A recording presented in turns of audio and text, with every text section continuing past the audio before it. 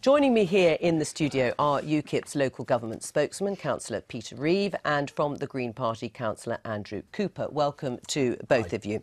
Can I start with you, Peter Reeve, before we get into the details of the survey, just touching on the latest UKIP suspension. As you will know, Janice Atkinson and her Chief of Staff, Christine Hewitt, no longer represent UKIP, according to a statement, although we should point out, as we said, they do have 14 days to appeal. It must be a bit of a nightmare on the doorstep with this happening. No, actually, I think people are recognising that when UKIP spots a problem, we deal with it straight away, unlike the old parties who let these things linger on, try and squeeze their way out of it. We saw a problem, we dealt with it, it's done, and we've moved on. Why such poor discipline, though, amongst candidates? Because, I mean, I did list these yesterday, but since 2010, almost 40 of your activists have been suspended.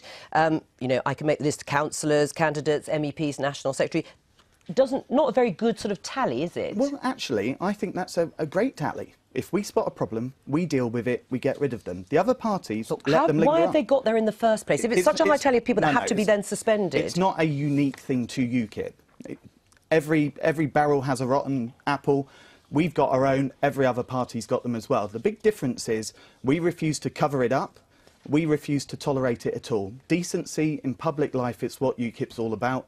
And we have every expectation that everybody representing UKIP in this country will fulfil their obligation to the people to behave absolutely appropriately and to represent those people perfectly. Right, and in that sense you are like the other parties, though, aren't you? You do have the same sort of rotten apples that they all have. Every party and you've does. always, but we have high standards. Yes, but UKIP has always set itself apart from the other parties, but you are just like them in that sense. Well, we're a party that brings ordinary people into politics in exactly the way Brian May was just saying earlier. I've got so much respect for the campaign that he's running.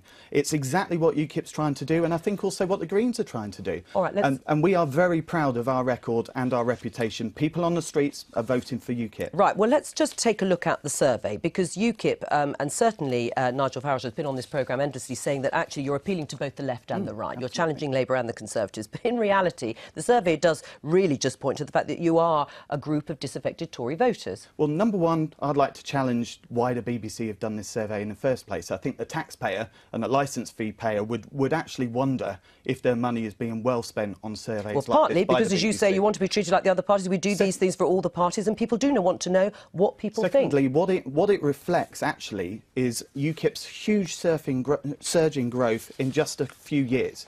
And the elections, it's interesting that you only contacted councillors. The elections that we've just been through within those growth years for UKIP have been largely in Tory areas.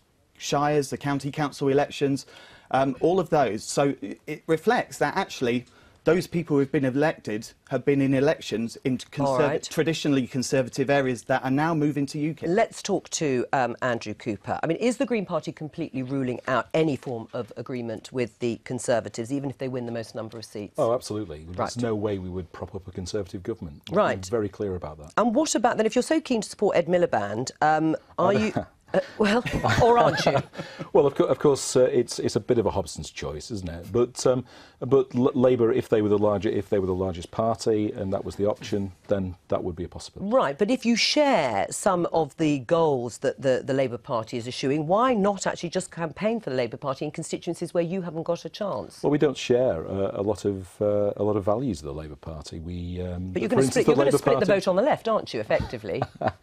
We're actually going to fight for every vote for the Green Party. We've got a very distinctive message, and we've got a good story to tell. We've got some good values, and we want to win every vote. Right. Well, let's talk about some of the policies on Trident, for example. I mean, how do you explain to people that we're going to be safe without a continuous at-sea deterrent? Well, there are lots of countries right the way throughout Europe which don't require a nuclear deterrent. They manage quite well. It's a which ones are you thinking about? It's a Cold War relic. There's lots of Scandinavian... It's a Cold War relic, one that is coming back to haunt us, it seems, with the spectre of Russia. It's £100 billion. Do you really believe that a Trident missile is going to be of any value in the defence of this country? Right. Well, how else do you think you're going to put off someone like Vladimir Putin? I don't believe that a Trident missile is going to make any difference whatsoever in that. And it's going to cost £100 billion. Yes, just think what you could do with £100 billion if you did actually get rid of Trident. It is a lot of money, but actually the bigger issue in defence is what the Greens would do to decimate our army, which is even worse than the terrible things the Conservatives and Labour are proposing. UKIP's the only party standing up for veterans, standing up for our armed forces.